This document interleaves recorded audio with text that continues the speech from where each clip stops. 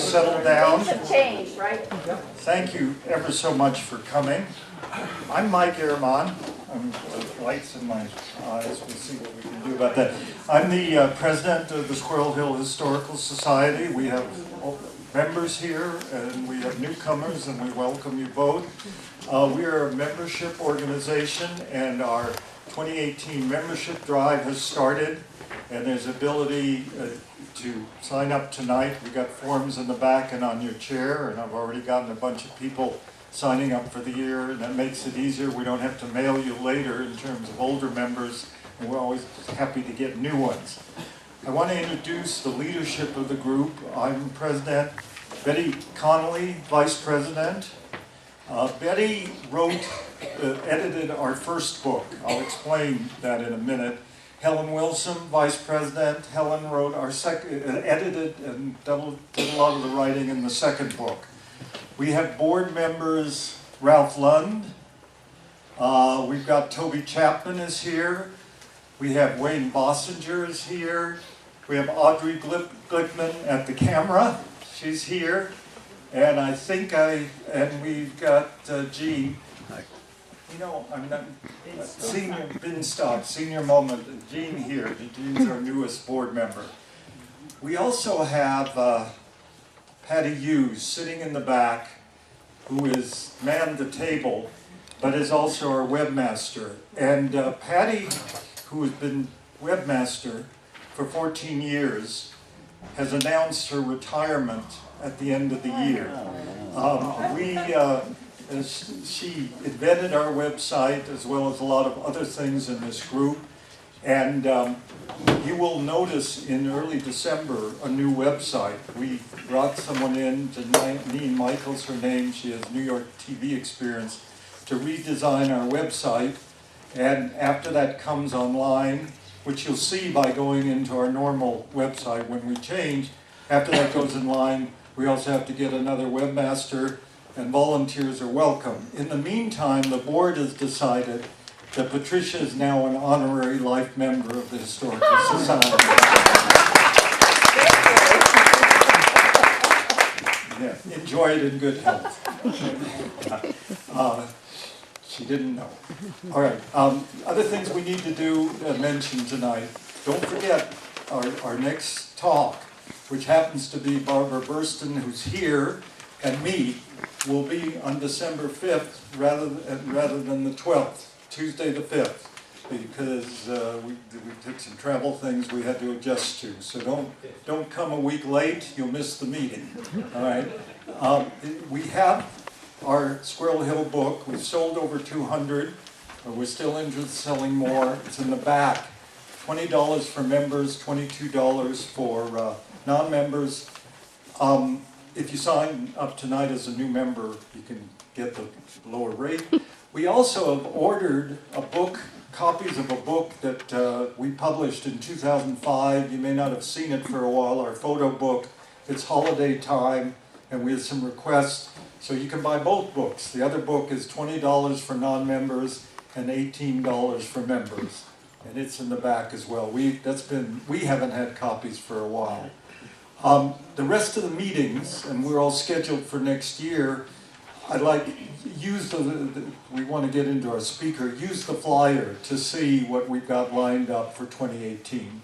But we've got, I think, a good lineup, and looking forward to it. We already have on the schedule a walking tour of the Squirrel Hill Business District in June, but CMU has just agreed to do a second walking tour in May. We don't have the date yet. Those of you who went knew how wonderful a trip that was.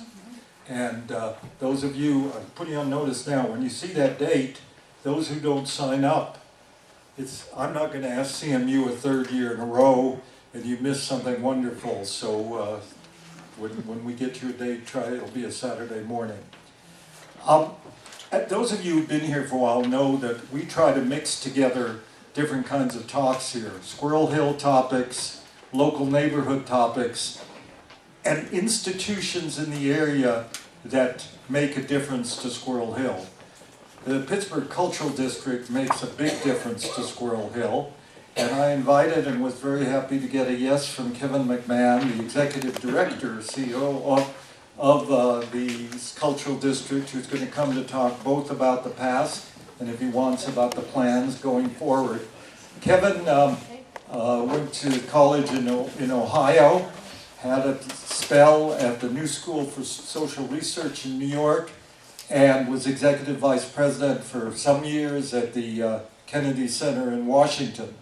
And then came here, and it's your 16th year here, and we're very, very pleased to have him join us tonight. Come on up.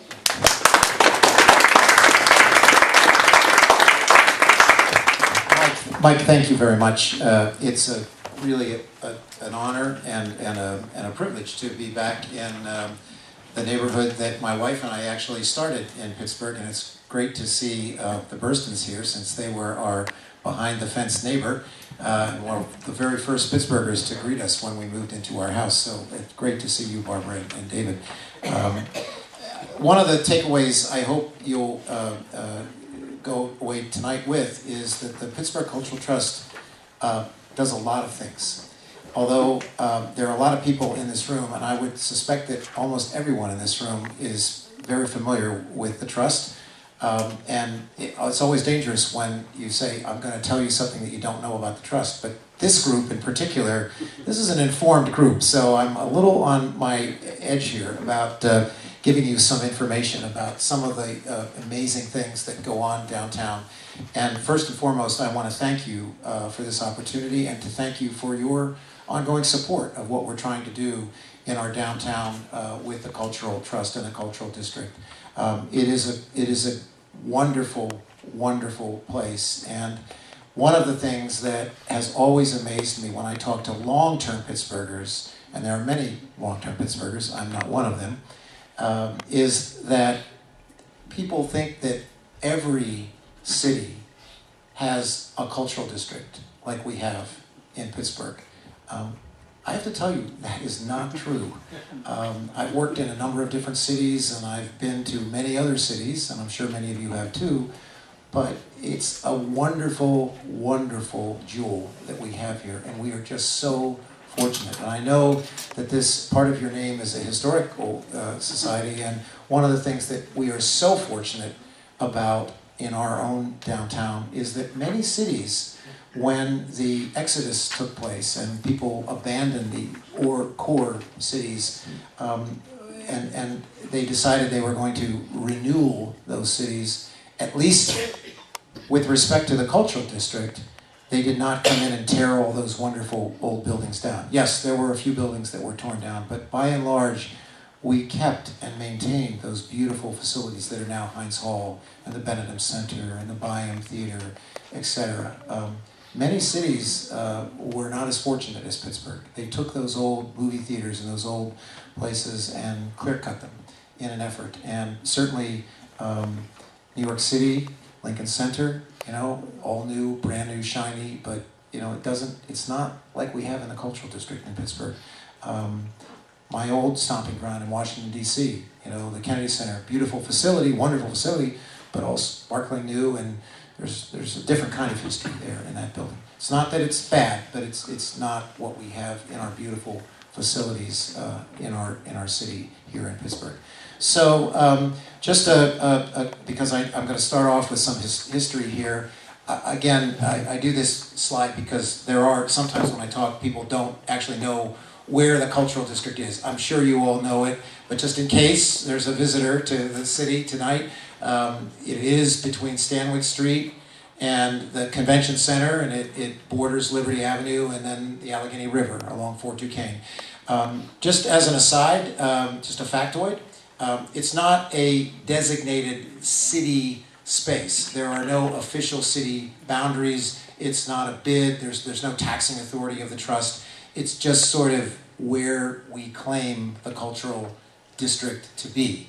And in fact, we have some encroachment issues. We get onto both sides of Liberty Avenue. When I arrived, we were on the one side of Liberty Avenue, and I looked outside my office, and there were some interesting activities going on the other side of Liberty Avenue, and I asked some of our board members and some of our management team, what's the story with those businesses across the street? And they go, oh, well, that's, Kevin, that's the other side of the street. That's not the cultural district. And I said, well, I think it's going to be a little hard to fulfill our mission if we don't kind of be a little more inclusive. And speaking of that, some of you may remember the cultural district.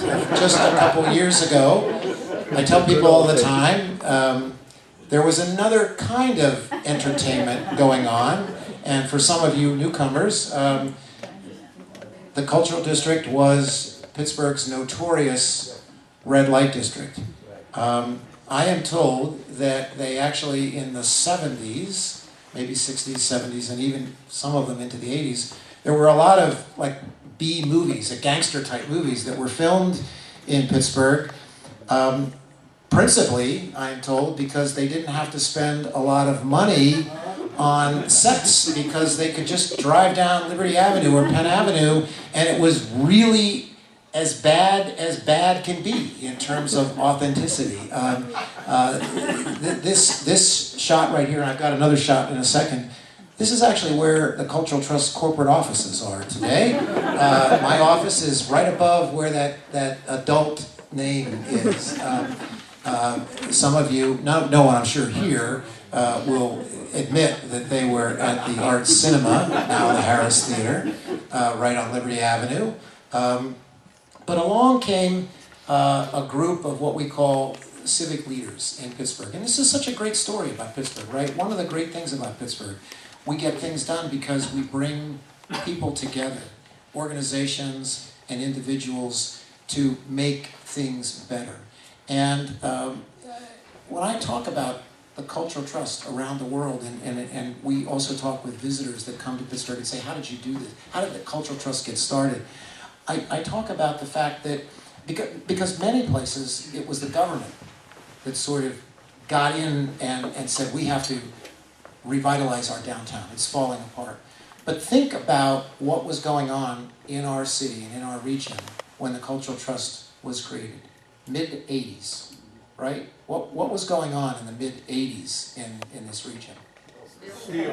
Like the abandonment, half of our city's population left during that decade. Half of our population of the city of Pittsburgh left, I am told. It was devastating. I was told that nearly 85% of the population of the entire region, one way or another, was connected, indirectly or directly, to the steel industry. And it literally collapsed, sort of almost overnight. And so the city, the government, the county, the state, really had their hands full. And so when Pittsburgh was suffering, the city, the downtown, was suffering like many cities around the country where people were going out to the suburbs, right? They were sort of abandoning the inner cities. This group of dreamers sort of said, wait a second, we're not going to let this happen to our city. We're going to try to do something different. We're going to try to bring people back downtown. And one of those individuals was Jack Hines, of Heinz Ketchup, right? And his Heinz Endowments.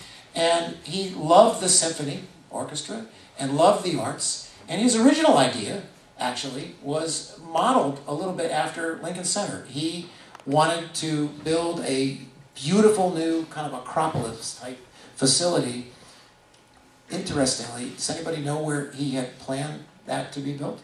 You're a bunch of history buffs, some of you. So anybody know where he was thinking of doing that?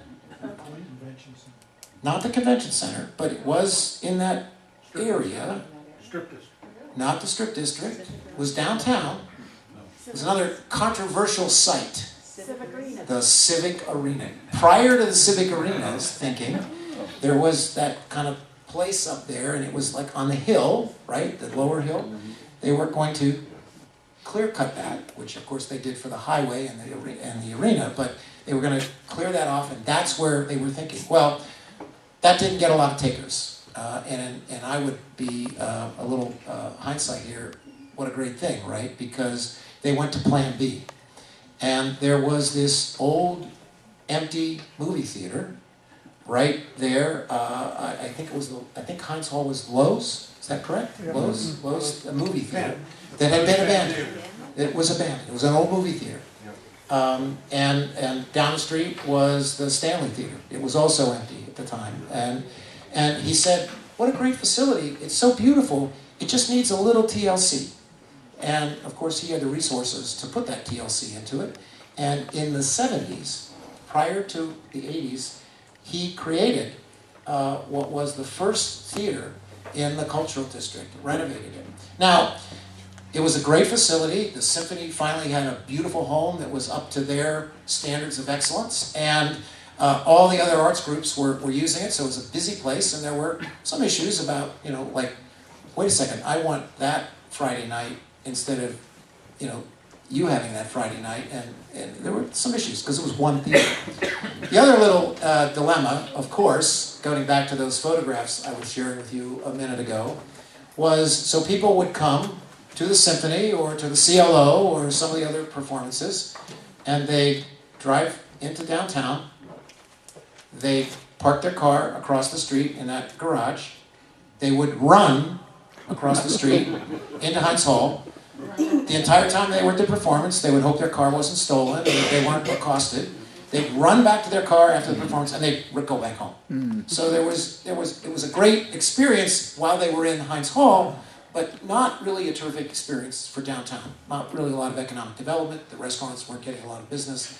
And so undaunted, he brought a group of people together. We now kind of call them the Band of Dreamers, and said, look, the problem isn't that we have one theater. The problem is we have one theater. We need to create a district. We need to clean up downtown and change for the better.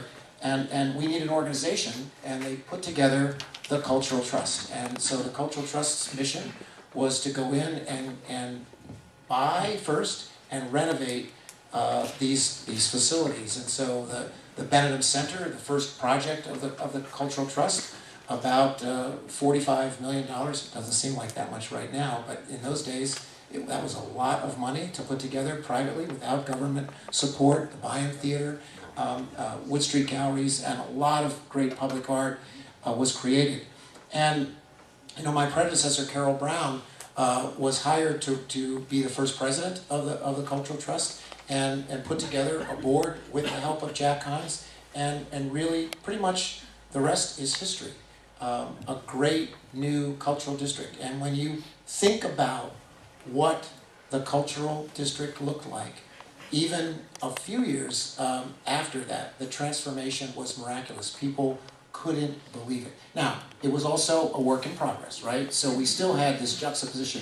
I came here now going on 16 years ago, and I wasn't kidding when I said a minute ago that outside of my office, I looked across the street. 16 years ago, the convention center was up and coming just out of the ground. Everybody was really excited, and everybody kept saying, Kevin, isn't this great? Look at how terrific the cultural district is. And I had seen the pictures, and I knew there was a lot of improvement. But I also looked out, and there were 5 or 6 pretty egregious porn shops that built things like right on Main Street, Pittsburgh, Liberty Avenue. And I said, well, yeah, but we still have a ways to go, right? And so we continued that progress. And so many of you that have been in Pittsburgh and seen this transformation know that this is an ancient history. I mean, these old photographs that I'm showing you, this was where we have now Space Art Gallery. This was less than 15 years ago here on the ground. We had Condemnation, we have the 25-cent private video booths, etc. The offices now of the Cultural Trust, which really have changed dramatically. And what else did the Cultural Trust do? It wasn't just about the buildings. They looked around the district and they said, wait a second, what about the rivers? And everybody said, what about the rivers? We were taught to stay away from the rivers. They're the sewers, they're the interstate highway.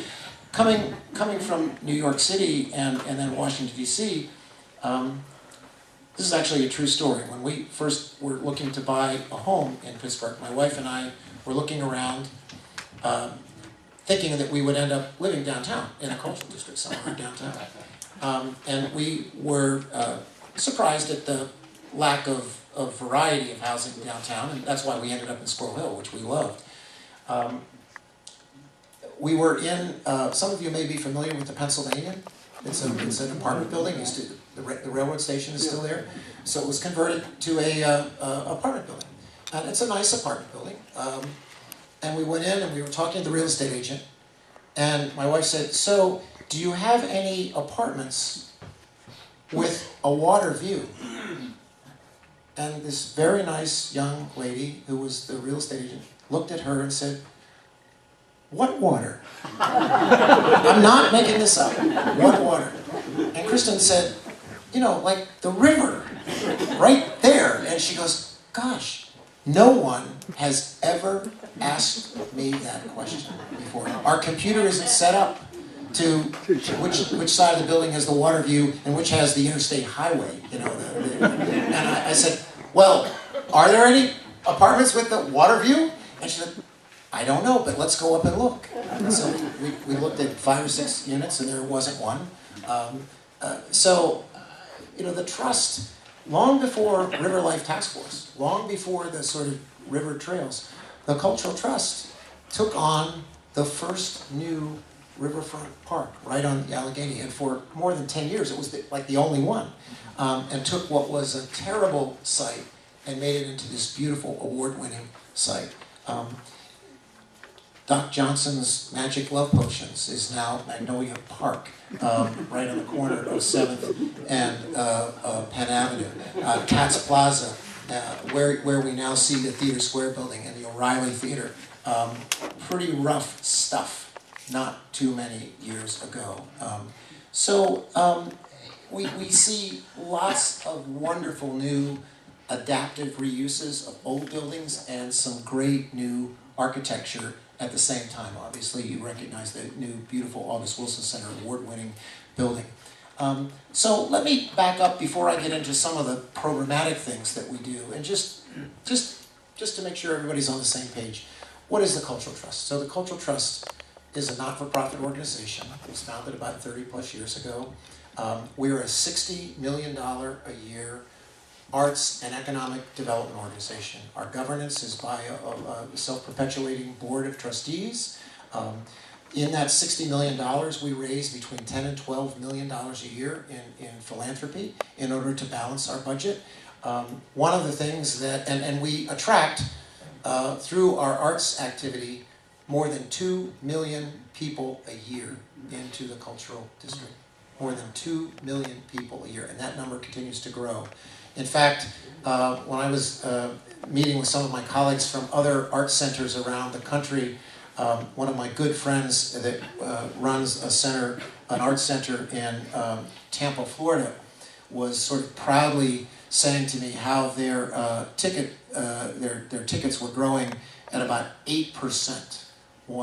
Year over year, and I said to Judy, Judy, that's impressive, but you know, by the way, what did Tampa's population growth? I mean, what did you experience in population growth last year in Tampa? She said, oh, we had 11% growth. I said, so you lost market share.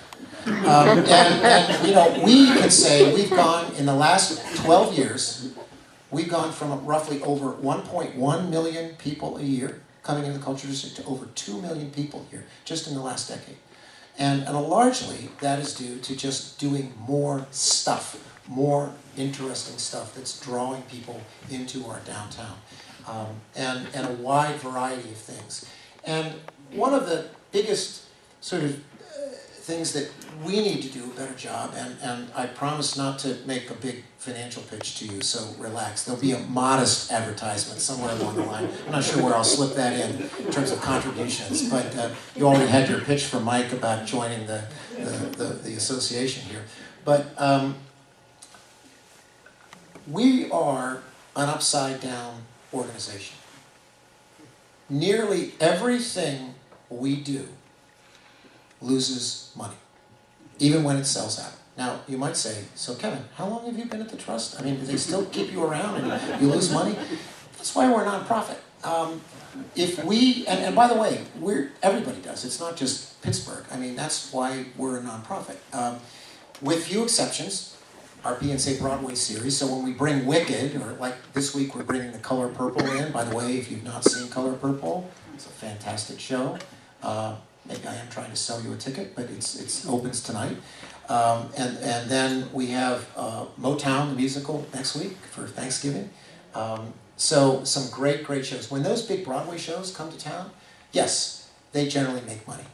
Not as much as they used to, but they generally make money. And we use that money to subsidize programs like our Modern Dance series and our Children's Theater series and a lot of other things that we do. Because if we charged the full price, ticket price, of what it would cost to not lose money, instead of that $35 ticket, it might be what? Want to take a guess? Anybody want to guess? 150. Hundreds of dollars, like maybe $350 a ticket. So think about how many people would come. They might come once a year, right? But they might not come back 2 weeks later if we had to charge that much. And part of our mission is to bring lots of people and lots of economic activity into our downtown. So we subsidize that. And so even though I want to thank all of you who loyally buy tickets and come down and participate in the Cultural Trust activities and all the other arts organizations, please know that you're being subsidized by other people writing additional checks. And that's what keeps the Cultural Trust vital and exciting. And it's one of the other things that, while we're not unique as an organization, we're quite unusual in the sense that we continue to have things like a modern dance series. My friends in Cleveland, my friends in Tampa, in several other cities around the country, think when they talk to me, they go, "Kevin, are you still doing that modern dance series?" I go, "Yeah." I said, "Doesn't that lose a lot of money?" I said, "Well, yeah." "Well, why the heck are you doing that?" And I said, "Because it's the right thing to do. It's what our community is better because we have a wide variety of arts programs." Many cities, the phrase is, if it doesn't pay, it doesn't play. And so far, so good. You know, we have an opera here. We have a ballet here. They don't have those things in Cleveland anymore. We have wonderful orchestra. We have great theater here. And all those organizations continue to rely on philanthropic dollars and need everybody's support. So that's the pitch. So just if you think about that as year-end giving, please do. But we are also about all these different programs that you hear about. Some of these organizations, the Children's Theater program, for example, was a separate nonprofit organization, and a few years back they approached us, their board approached us and said, "Look, we want to make sure that we continue on into the future, and financially we're struggling a little bit, and if we joined forces, if we merged into the Cultural Trust, could we be more efficient and more effective?" And so over the years, some of these organizations have joined with us. In other respects, they haven't necessarily joined us, but we've helped provide support. As you undoubtedly know, we were very proud to have the August Wilson Center become a new facility in the Cultural District, and we were very supportive of it. And yet, in spite of all of that, they fell on financial hard times a couple years ago. It went into bankruptcy. We almost lost it as a community, and fortunately, some of our major foundations came in and rescued it out of bankruptcy, and then turned to the trust and said, "Okay, so we bought this building, but we don't know how to run it. So you trust, could you help us run this temporarily while we build a community-based board back?" And so for the last 4.5 years, the trust has been doing that. And just as a little aside, some of you may know that over the summer, they brought in some new management, and we're in the process of helping to train that new team. And I'm very, very hopeful that organization will get back on its feet within the next 12 to 15 months. First night, another great success story. You know, Pittsburgh, along with a lot of cities, had a first night, New Year's Eve. One's coming up right away. We're very excited, but they were struggling. And their founder, Jamie Todd, I made the mistake of saying, "Sure, I'll have breakfast with you one day," and the next thing I know, Jamie said, "Kevin, I think this fits perfectly in with the mission of the Cultural Trust." And so for now, I want to say at least a dozen years or more, the Cultural Trust has been running Pittsburgh's first night to great success. 45,000 to 50,000 people come down, rain or shine, cold or not, and enjoy the cultural district with their families. And it's been just a wonderful, you can see, just a wonderful, wonderful celebration. Lots of things that, you know, people may not realize that the Cultural Trust is actually the Three Rivers Arts Festival. Once again, there may be some members here tonight that were a part of the Women's Committee of the Carnegie Museum of Art that actually founded the Arts Festival many, many years ago, I think 50 or 60 years ago. It's always dangerous when there's people that know more about these things than me, the audience, but a couple years back, their leadership at the Carnegie said, you know, this isn't just really part of our main mission anymore, and we're thinking about shutting it down. And I said, oh, you cannot do that. This is one of the most anticipated events in the whole region. It attracts hundreds of thousands of people a year. And I said to our board and to our management team, what's wrong with this picture? This is exactly what we're supposed to do, is bring people downtown for arts and culture. So, of course, we took it on. And to great effect, I think. It's as big, if not bigger, than it's ever been before. We've started the Pittsburgh Jazz Live Festival, and we created the festival first. And some of you may remember, just a couple years ago, we had a big event here.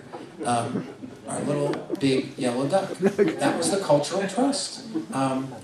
Funny story about this, you know, this festival first is to bring international artists in the fall about every 4 years. It sort of marries the Carnegie International, and it's downtown, and it's performing arts mostly.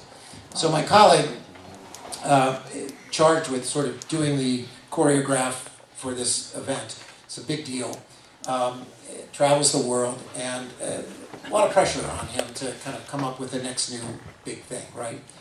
So he sends me a little text with a photograph, and I was just sort of learning about text at the time. And I'm looking on my phone, a little 2-inch screen, and there's this gigantic glob of yellow on the screen. And he says, Kevin, trust me, this is the best thing you've ever seen in your life. I'm standing next to the Sydney Opera House, and this yellow duck, 4.5 stories high, is in the bay, and we're going to bring it to Pittsburgh. And I go, okay, if you say so. And we signed it up with this wonderful artist from the Netherlands. By the way before it became a phenomenon. I mean, we signed it up, and we said, the one thing that we insist on with this artist is that we have to have the exclusive first in the United States. It can't be anywhere else. So, this was like 2 years before it came to Pittsburgh. So meanwhile, it goes viral, right? It's in Hong Kong, and it's on NBC Nightly News, and of course, there's great speculation.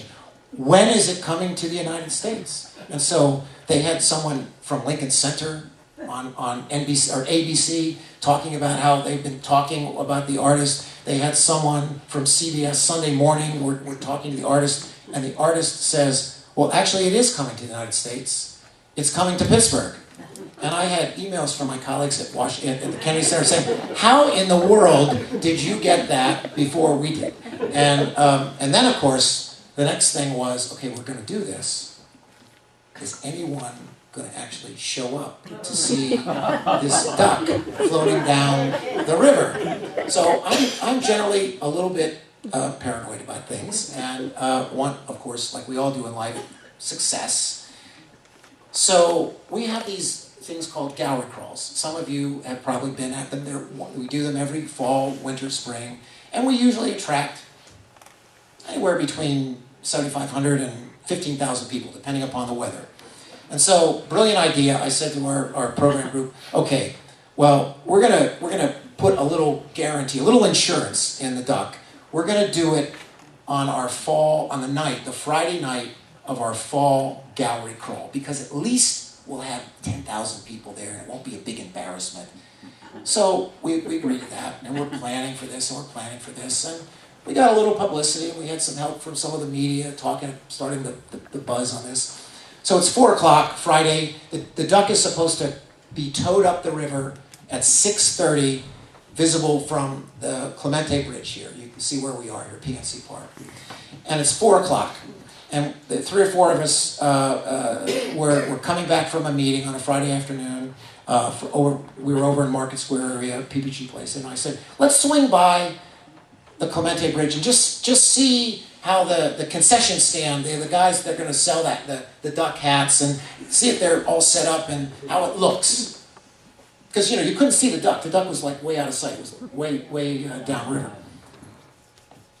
We come around the corner, and the bridge, this is at 4 o'clock, 2.5 hours before the duck is supposed to appear.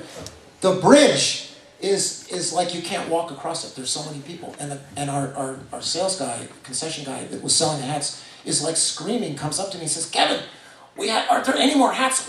People are like screaming, they want the hats. I go, oh, how many did you sell? We sold 250. I said, I think that's all we ordered. And I said, we're going to get killed. And I said, well, there's nothing we can do about it now. Meanwhile, that night, the police actually estimated over 500,000 people were down there that night, both sides of the river, all the way down to the point. You couldn't walk across the bridge. The only kind of downside of the whole night is my colleague at the Pittsburgh Symphony. That was the opening night of the symphony concert. And to say there was a bit of a traffic jam getting into the concert is an understatement.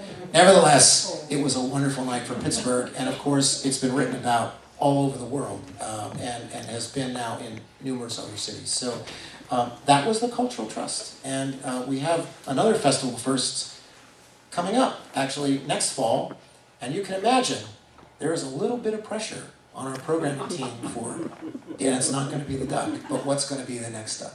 So there's the gallery crawls, of course, that I talked about. So just as an aside, just going back, gallery crawls. So why do we do gallery crawls? Why do we do things like that? Why do we do the rubber duck? What's going on there? When the Cultural Trust was created, arts and culture in Pittsburgh and really around the country generally meant sort of one thing, right? It was about the symphony, it was about the opera, it was about high theater, high arts, right? Ballet. Nothing wrong with that. That's great, and it still is a lot about that. But clearly, our country continues to change. And one of the things that I suggested to our board was that if we're all going to be around in the future, we need to be careful that we don't abandon our traditional arts and cultural form, but we need to do some things to open the doors up a lot wider and make sure that everyone, not just some people, feel welcomed in the Cultural District, and that there is something in the Cultural District for everyone. Now, I thought this was just an obvious thing, but there were a few people that were not initially too cool about that. They were like, well, wait a second here, what are you dumbing it down? Or is that, no, we're not dumbing it down. We're just making sure that everyone feels welcome. There are still, to this day, I will meet people that will say to me, oh, Kevin, I'm not really an arts person, that's for those other people. And besides, I don't have a tux. I said, tux? What are you talking about, tux? He said, well, everybody dresses up when they go down there. I said, I don't think so. And so, the gallery crawl, the duck, one of the most wonderful things about that duck, 2 million people saw that duck. 2 million people saw that duck over a 3-week period. And it just sat there on the river. It didn't do anything. It just sat there. People took photographs. Some people brought their dinner, came down and walked at the point and saw it. Some of you probably were there. But the one thing, the one common denominator, all walks of life, everybody as they left the point had this kind of silly, stupid grin on their face. They had a good time. And our little secret at the Trust is that only about 1/10 of those people realized that they had had an arts experience. But you know what? They all had an arts experience, a great art experience. And so that's what we've been trying to do in the Cultural District, is open up the doors as wide as possible. This gallery crawl, very much aimed at younger audiences, although lots of people are allowed to be there.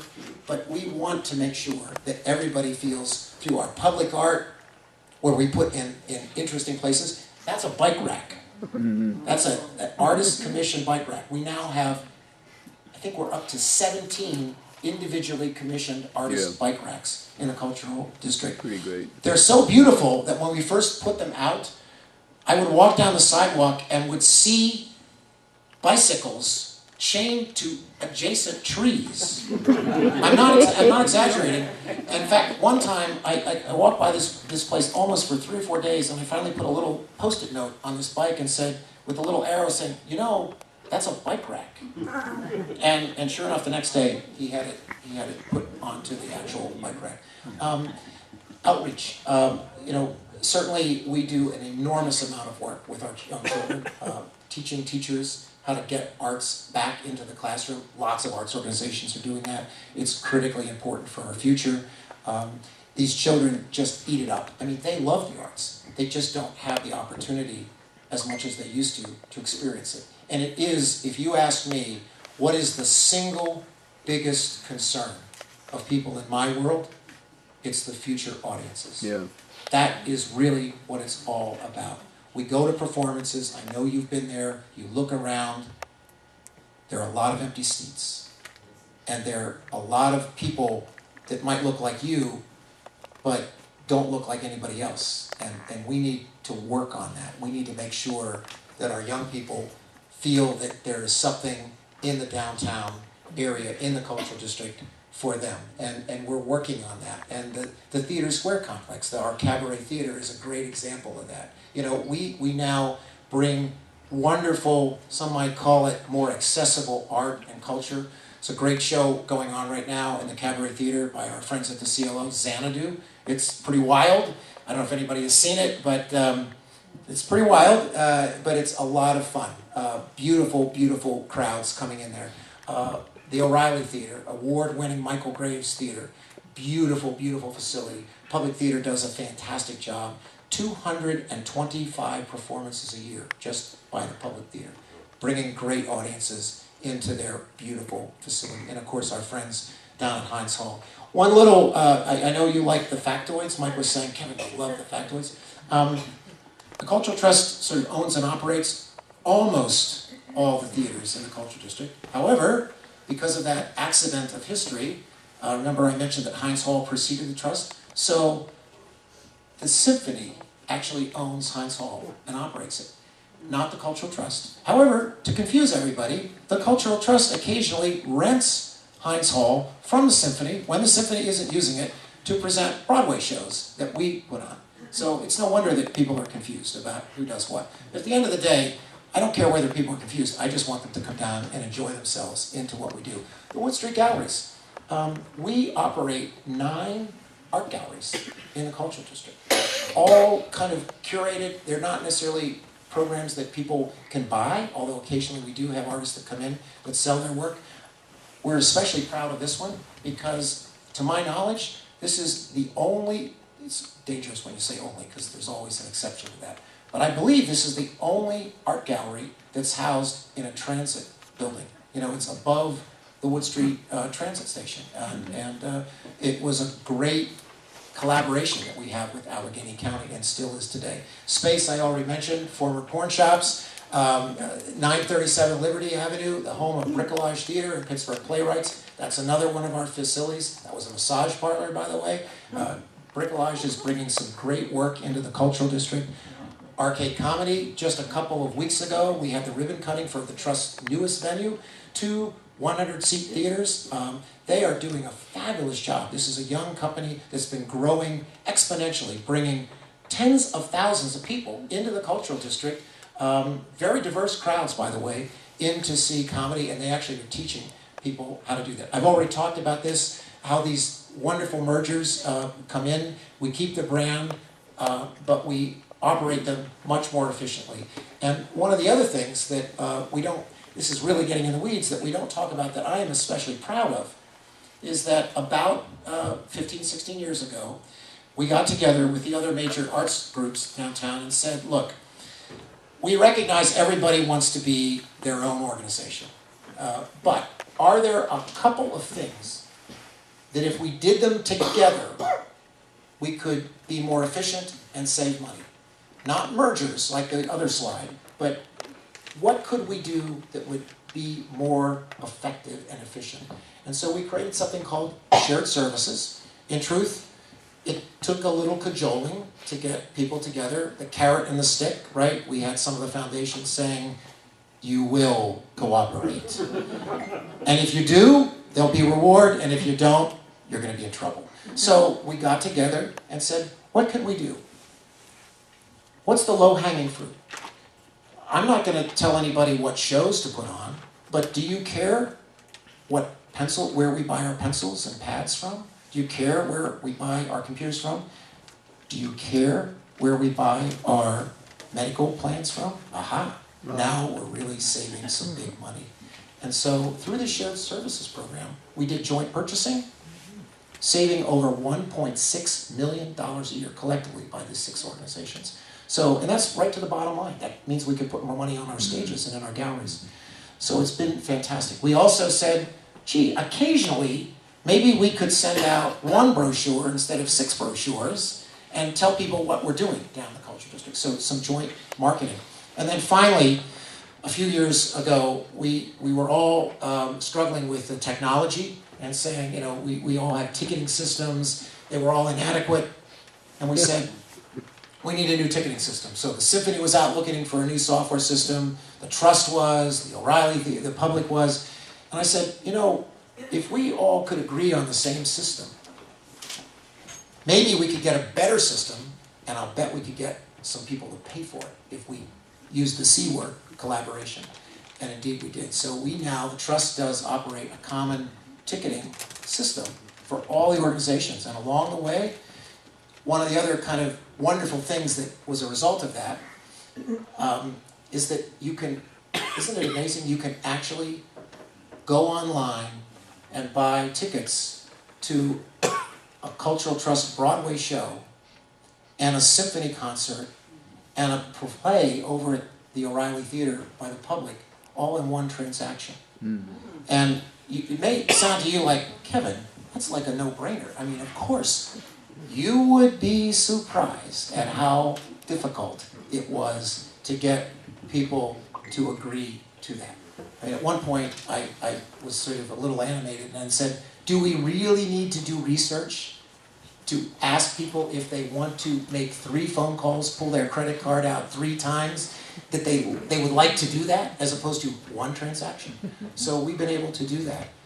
And we are now running behind the scenes everybody's ticketing on their website, even though they are all independent organizations. So you can imagine, it gets a little complicated, but it's a really wonderful thing. So shared services has been one of our proudest programs that operate. Another thing that sort of current events, parking, right? So when I came, everybody said, Kevin, I love what's going on in the Cultural District, but you got to fix the parking. So we built Theatre Square Garage, and that helped for about 10 years. But when you go from 1 million people a year to 2 million people a year, you're back where you are.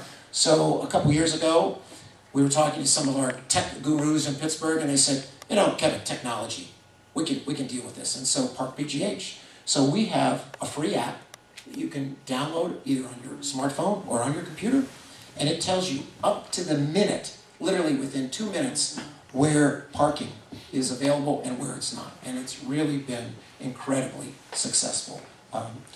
So one of the kind of other chapters that we generally don't talk a lot about on the arts environment is, what else does Cultural Trust do?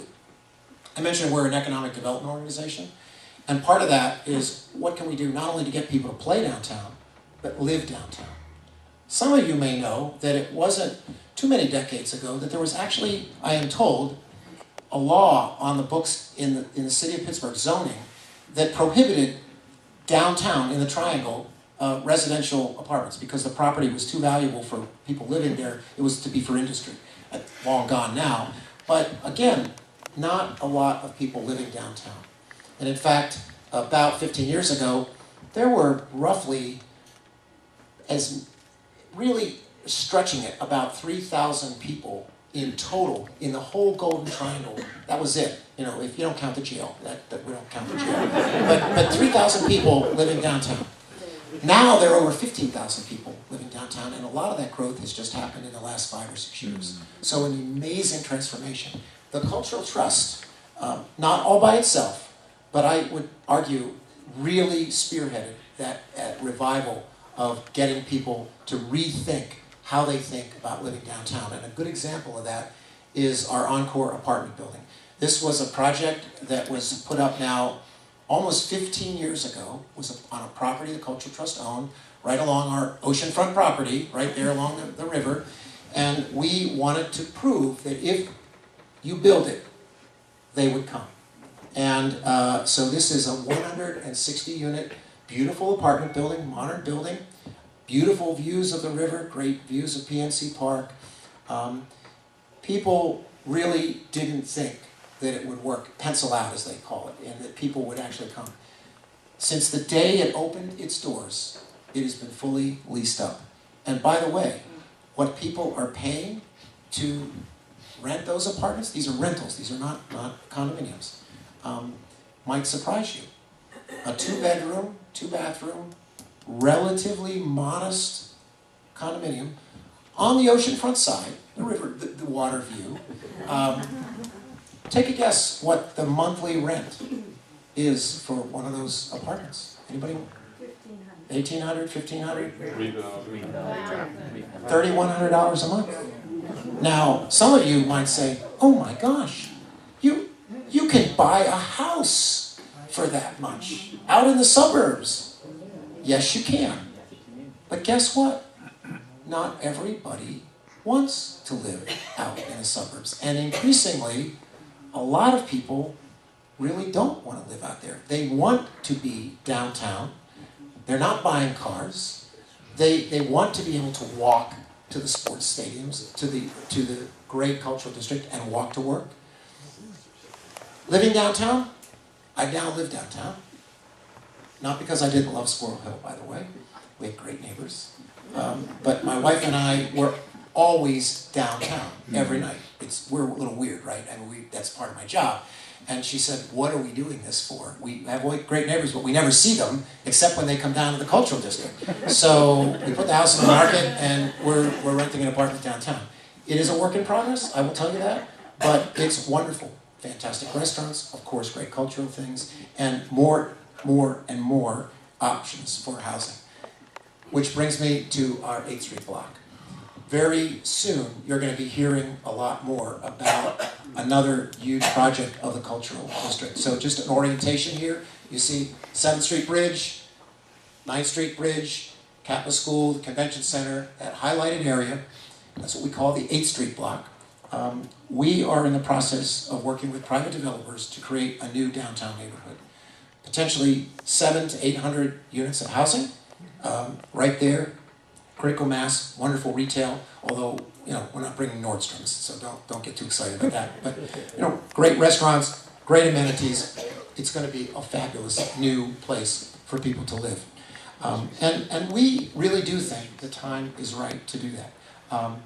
Speaking of real estate, one of the things that also makes the Trust very, very unusual is that arts organizations typically have 3 ways that they pay the bills. They, of course, have their ticket admission revenue, they raise money, and some of the organizations have endowments that they take a draw from. And we have a modest endowment, $20 million, that we take a draw from. But the founders had this other wonderful idea. They knew they wanted to kind of clean up the neighborhood, but they also thought that in the process of buying up those adjacent properties, that they could use commercial real estate to help also pay some of the bills. And like most things in life, sometimes it works out, sometimes it doesn't. You build a parking garage, that helps pay the bills. Building apartments, especially like the Encore apartment, that took a real leap of faith. So while I'm very happy to tell you that it's been leased up and it's been very, very successful on that front, hasn't really made any money for the Cultural Trust at all. In fact, we don't really own it any longer. A private developer owns it. But it still has been a great success from a mission point of view. So I think I'm about out of time, or so. Mike, is that, a good stopping point? Let me ask if there are some things that you wanted to know that I haven't talked about which can be dangerous with me, because I can go on all night. I promise I won't. They'll cut me off. Yes? Very interesting, but I've always been puzzled by your logo. Whose face is that, and what is its significance? Yes. That's one of the great I don't know if I can go back to the original slide. Perfect. Thank you. Isn't that great? I didn't know what was going to happen. So, not unlike a lot of corporate logos, and I asked the same question when I was recruited to come here to run the trust. I thought it must have some artistic meaning, some, great. And I asked Carol Brown, and she kind of sheepishly looked aside and said, "Kevin, we made it up. There really is no story there at all. I'm embarrassed to tell you that. It's a really cool artistic program. It's actually in the granite sidewalks around the cultural district, so we talked about changing it once in a while, and I said, it is in stone, literally. So I don't think we're going to be changing it too much. We've tweaked it a little over the years, but no, I'm sorry. It's a good question, though. Yes? I wanted to know, it's my little pet peeve, because I go downtown a lot. Why were the bike poles put on Penn and 6th?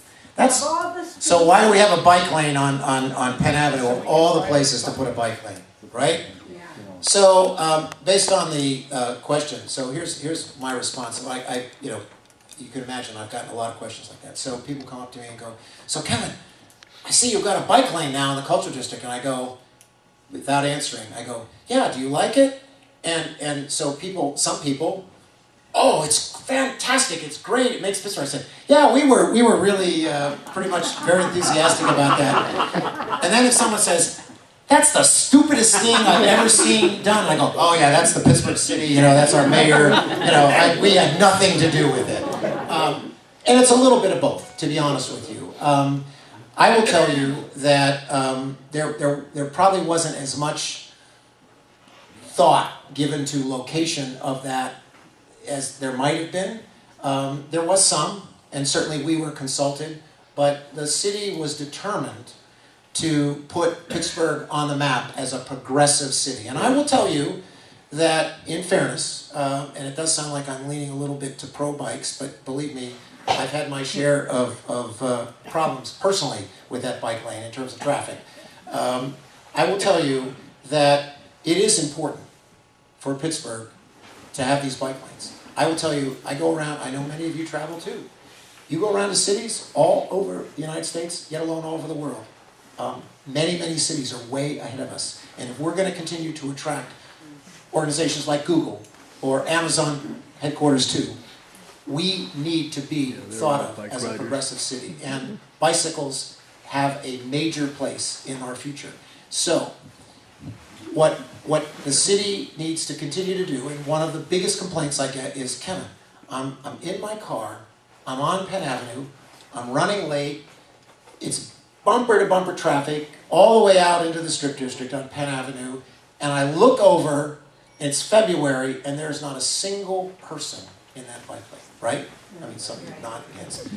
Here's the thing, and anything you can do to help lobby this, it may not be what you want to do, because what I want to do is not get rid of that bike lane.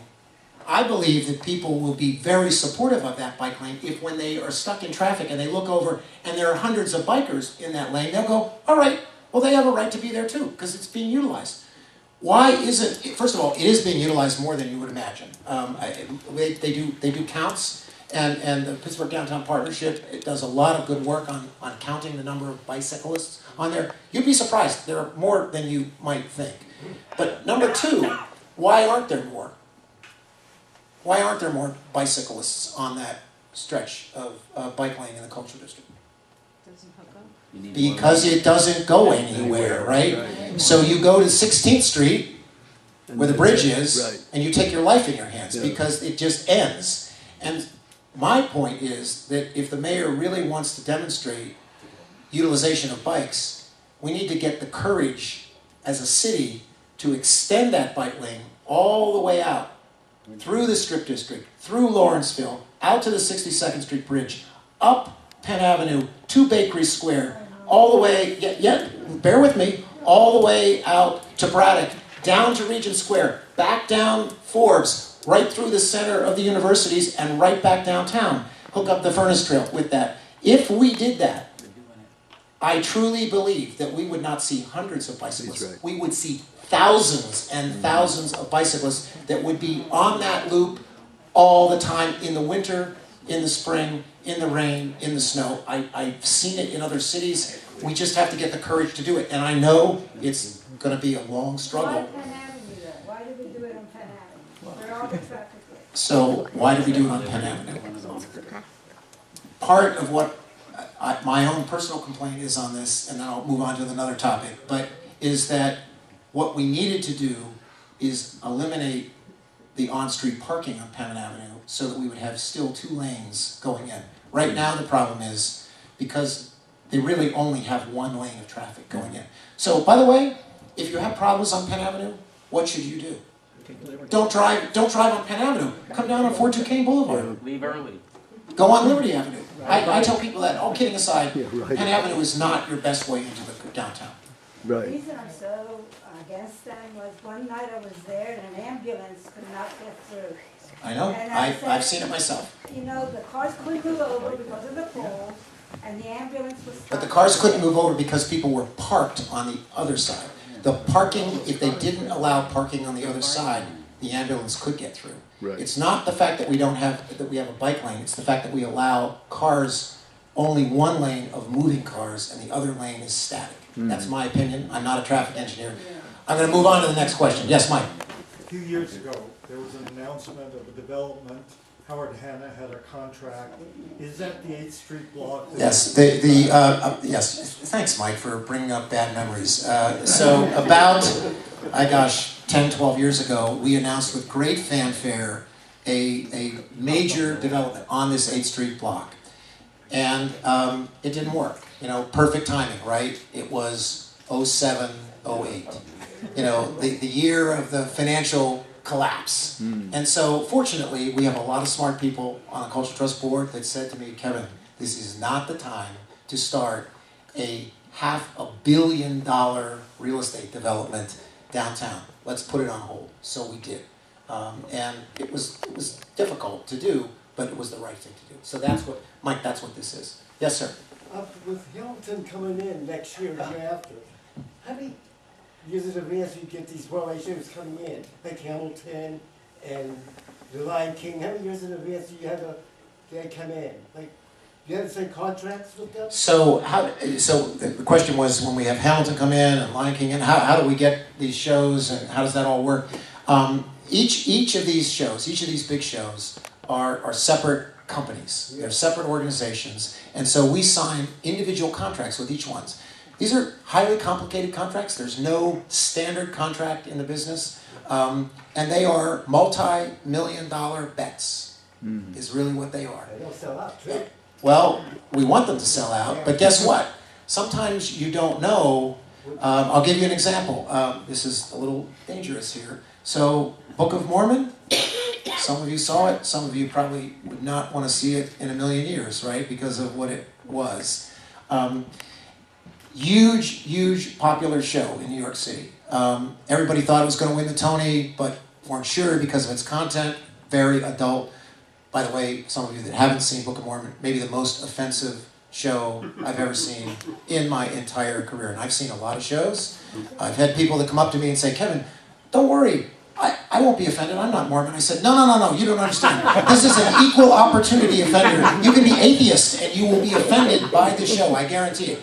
So, we had to sign that show up even before we knew it was going to win the Tony, which it did. It won the Tony for the best musical of the year. We brought it here. You couldn't get a ticket to that show. It was completely sold out. So Hamilton, same thing. We have announced that we're bringing it. We're very excited to be bringing it. It will clearly sell out. A lot of people will be angry because they can't get tickets. We'll bring it back again, but bear with us. But How many weeks are they going to be here for? I can't tell you. I know, but I can't tell you. I mean, I'm not allowed to tell you. I'm not even allowed to tell you when, except it's going to come not this season, but the season, our 18-19, because That's contractually, I'm not allowed to announce it yet. The show wants to announce it, so sorry. Keep looking at the mail when it comes, coming on the list and everything. It's very exciting. It's a great show, by the way. Yes, sir. The driverless cars, almost upon us. How much planning is being done for that around the? Yeah, the Uber autonomous vehicles. So I will tell you that Lyft, Uber, even without the autonomous vehicles, we are seeing a huge increase in the number of people that are utilizing those services. In fact, we're working with the city, back to the bike lane, we're utilizing, we're going to try to create a pickup zone like they have at the airport for Uber and Lyft cars because it's becoming increasingly complicated. You know, initially there'd be like one Uber car out under the Benetton Center picking someone up. Now there are dozens, and you know, they basically, people come out of the theater, they call Uber and say, okay, I'll see you under the marquee. And they go, okay, like 30 of them all at once, like where are they? So we're working on that. I don't know what the predictions are for the autonomous vehicles, but The driverless cars are a whole other thing. What it obviously means is that the amount of ownership of cars goes to zero. Right. And so you don't need all. And we don't need parking, so it'll solve itself, and by the way, we won't have a problem with traffic and the bike lanes too. Yes, yes, sir. I just want to comment. I like that picture because that's every man.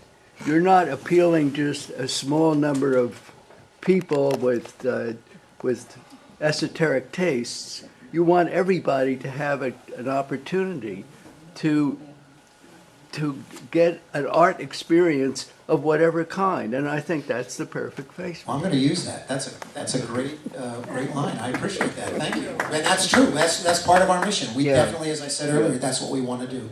Other questions? Barbara. What kind of government support have you had in terms of RAD or tax increment financing? So yes, we do receive funding from RAD, very significant funding. We receive over $1 million a year from RAD. We're one of their larger non-contractual agreements. We still have a ways to go. I think we should be getting about $3 million a year, by the way, and I'm very grateful for RAD and for all of the support that we all pay through our extra 1% to RAD. But the reason the Cultural Trust doesn't get more is because when RAD was created, the Trust was a very tiny organization, and organizations like the Carnegie Museums were much, much, much larger. So, for example, the Carnegie Museums, the 4 combined museums, operating budget is exactly the same size as the Trust, about $60 million. And my good friend, I think Joe Ellen actually spoke to this group a while back, right, Mike?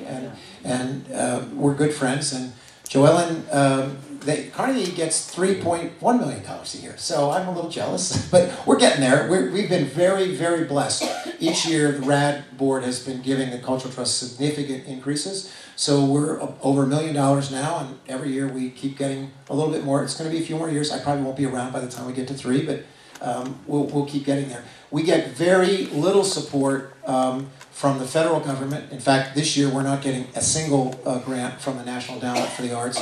We do get a grant, a maximum grant, from the Pennsylvania Council on the Arts. It's about $165,000 a year. So that's very, very helpful. And occasionally we get lucky with our state government. In fact, some of you may see, I don't know whether it'll be in the paper tomorrow or not, but we just received a miracle today. I say it that way because you all have been following what's been going on in Harrisburg with the budget. And this has to do with our real estate venture and our properties on the 8th Street block. A year and a half, almost 2 years ago, one of our real estate consultants said to me, well, we really need to get some funds to put some infrastructure and tear down one of these buildings, not an old historic building, but just a building that was on one of our properties. It was built like in the 50s or 60s, and it's an impediment to doing the development. It'll be expensive. And he said, and there's this program in Harrisburg that deals with infrastructure building. And I said to him, this is never going to happen. He goes, well, it's a long shot. Well, we just found out today that we're going to get $1.1 million in a loan grant to help kickstart this infrastructure in our project. So it's really a miracle. I can't believe it. But at any rate, so every once in a while, Barbara, we get a great gift from our government. By and large, we're privately funded, though.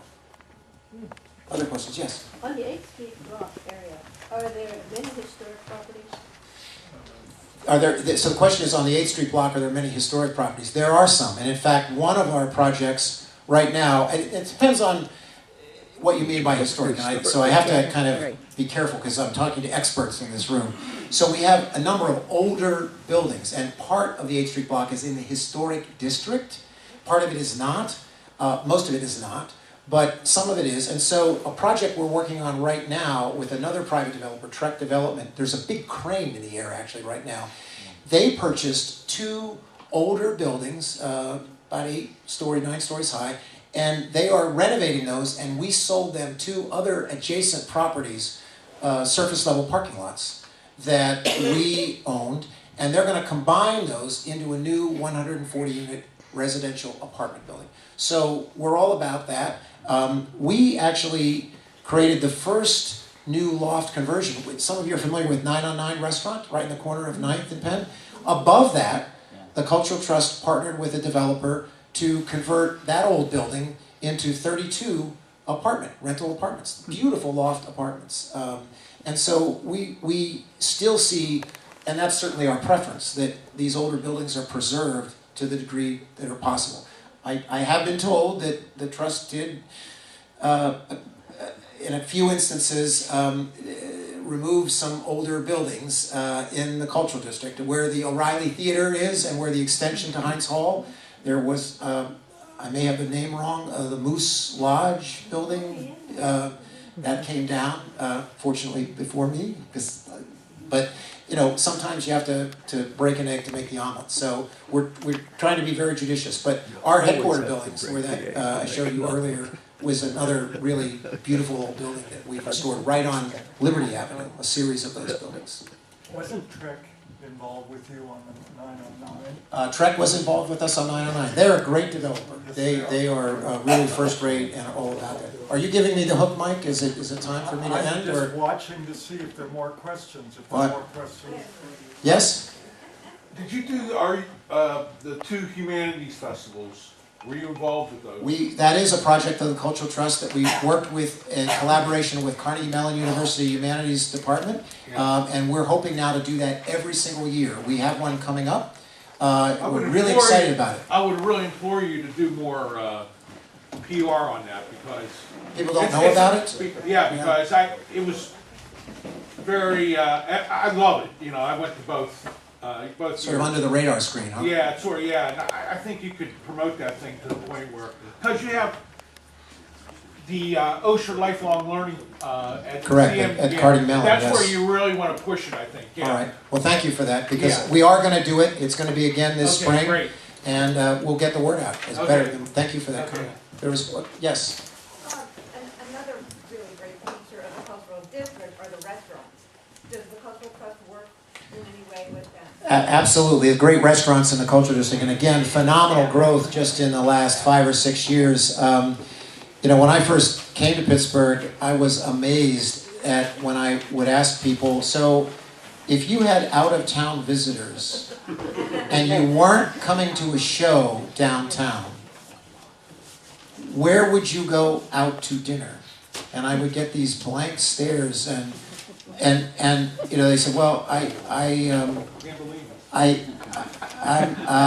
not really sure. And sometimes someone would say, well, I belong to the Duquesne Club. I said, okay, but what else? And there wasn't a lot of what else. And so this is a little bit off record here, but Teresa Hines, when I met her, and I had known her, not well, but known her from the Kennedy Center days, and she was saying, Kevin, we must do something about the restaurants downtown. That's part of the experience of going to the theaters. And I said, well, Mrs. Hines, yes, we do, and we have a lot of things we need to work on in the downtown. And she said, I want to introduce you to some chefs that I know from around the country. And so she brought people in from, 5-star restaurants from New York City and Boston and Los Angeles. And we had these conversations about creation of restaurants. And what we determined, and at the same time, we had just finished building out Theater Square.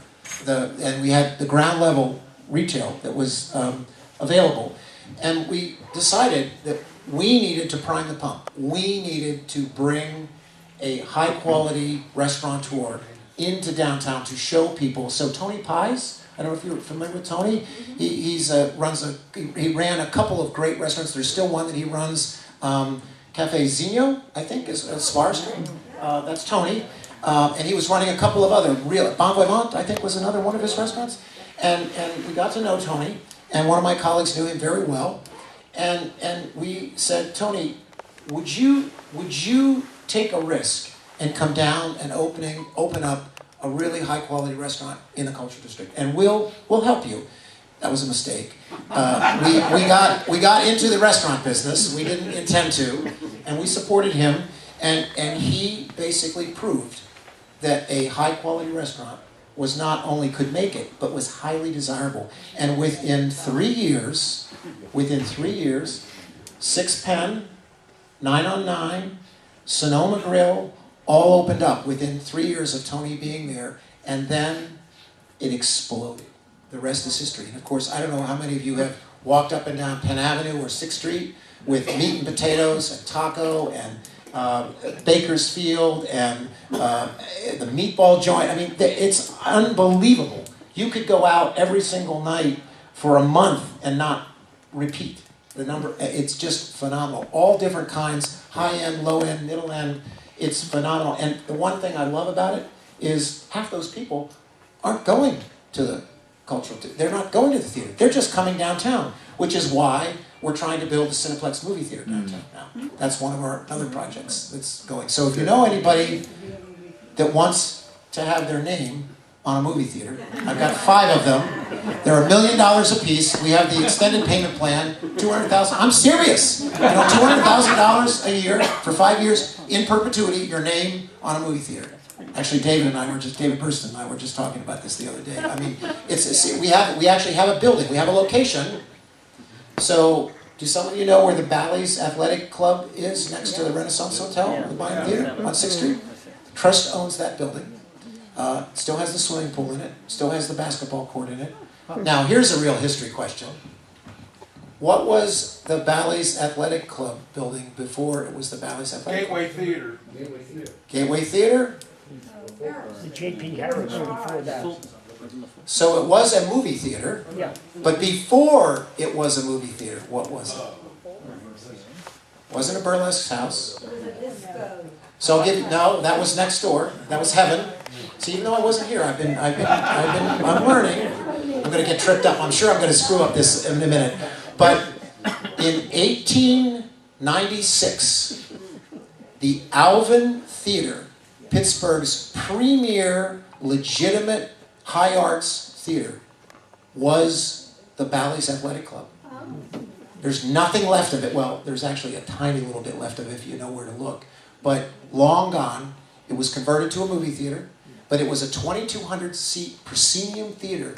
Gorgeous balcony, gorgeous box seats. And when the big traveling shows came to cities around the country, that was where they performed at the Alvin Theater.